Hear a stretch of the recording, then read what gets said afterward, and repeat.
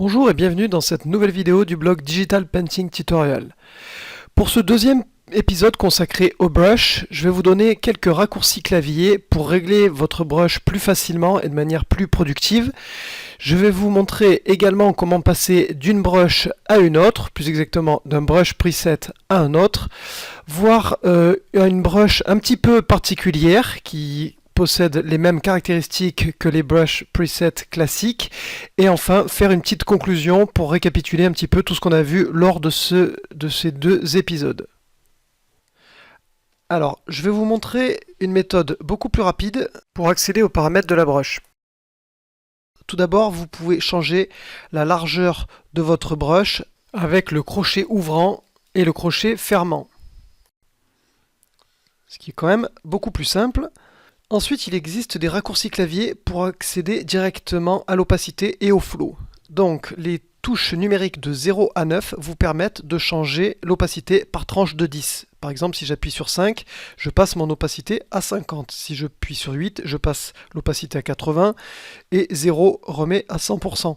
Donc en général, il n'y a pas forcément besoin d'accéder à un niveau plus précis d'opacité. C'est ce que j'utilise en général quand je veux réduire l'opacité de ma brush. Ici, par exemple, j'augmente avec le crochet haut, je la passe. Ici, elle est à 100%, je l'appuie sur 2 pour la passer plus qu'à 20%, et vous voyez que ça crée des traits avec une opacité bien moindre.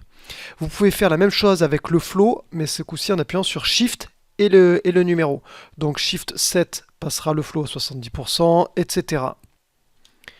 Alors, il existe un autre réglage extrêmement pratique, pas forcément connu, c'est d'appuyer sur la touche Alt, sans toucher votre canevas et en même temps d'appuyer sur le bouton du bas de votre stylet.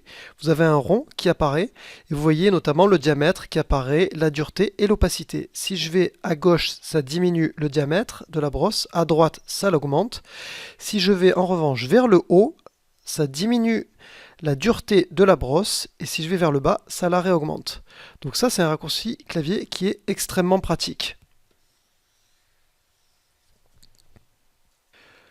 Pour ceux qui ont installé mon pack démarrage, je rappelle que le bouton Alt peut également se trouver sur le côté droit du rocker ring. Le bouton droit du rocker ring fait Alt également, donc il vous suffit d'appuyer sur le bouton droit du rocker ring avec le bouton bas du stylet et vous obtenez directement ce raccourci. Donc pour passer d'une brush à l'autre, c'est tout simple, vous l'avez compris, vous appuyez sur le bouton bas du stylet. Alors, j'ai une petite remarque à vous faire à ce niveau-là, c'est que à chaque fois que vous changez de brush, en fait, de brush preset, ici par exemple, je prends la Hard Round, je double-clique, vous voyez que la taille est redevenue toute petite. Les paramètres ici sont conservés comme je vous l'avais indiqué précédemment, je les remets par défaut ici. Vous voyez que la taille est restée petite, c'est-à-dire que même si je réaugmente la taille, je me mets en 100 pixels par exemple, je trace un trait, je change de brush, je vais sur la brosse souple par exemple. Voilà, si je décide de revenir sur la brosse dure, vous voyez que les brush presets sont remis par défaut. Comme son nom l'indique, brush preset, tout simplement parce que les paramètres sont prédéfinis et sont attachés à la brush. Donc si vous changez de brush, ça remet les paramètres par défaut. Enfin, il existe un autre outil qui est étroitement lié à la brush. En fait, c'est la gomme. Vous pouvez y accéder avec la barre d'outils ici à gauche ou avec le raccourci clavier E. Et en fait, la gomme fonctionne exactement de la même manière que les brushes presets. C'est-à-dire que vous pouvez directement sélectionner des brushes différentes avec un clic en bas de votre stylet. Vous accédez à nouveau au panneau de brush preset et vous pouvez affecter une brush en fait particulière à la gomme.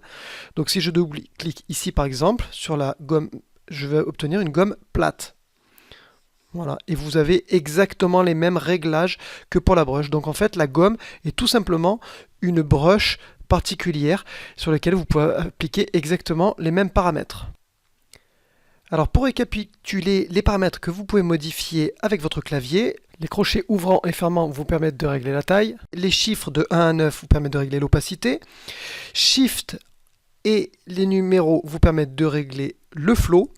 Et enfin, si vous appuyez sur la touche Alt ou le côté droit du rocker ring plus le bouton du bas de votre stylet, Ensuite, en vous déplaçant vers la gauche et vers la droite, vous changez la taille, vers le haut et vers le bas, vous changez la dureté de votre brush. Alors en fin de compte, c'est quoi une brush? En fait, une brush, c'est soit l'outil brush, soit la gomme, en fait. Ensuite, ce qui constitue une brush, ou en fait plus exactement un brush preset, c'est un ensemble de paramètres associés à une forme. Vous pouvez y accéder sur le panneau de droite. Et enfin, il existe un autre panneau dont on n'a pas parlé lors de ce tuto, c'est le panneau des brushes. En fait, ça vous permet d'accéder à des réglages avancés. On fera un autre tuto pour décrire un peu plus précisément les réglages avancés. Donc en fait, en conclusion, on parle de brush, et ce terme a plusieurs sens et est souvent utilisé, en fait, pour tout. C'est-à-dire qu'on utilise le terme de brush aussi bien pour le terme de brush, pour brush preset, que pour les réglages. Donc il faut garder à l'esprit ces différences et ces abus de langage. Donc j'espère que ce tuto va vous permettre d'y voir un petit peu plus clair dans les brushes ou brushes ou brosses en français, au féminin, au masculin. En fait, un peu tout est une brush. Mais maintenant, vous comprenez un peu mieux de quoi il s'agit. Merci d'avoir regardé ce tuto et je vous dis à très bientôt sur le blog Digital Painting Tutorial.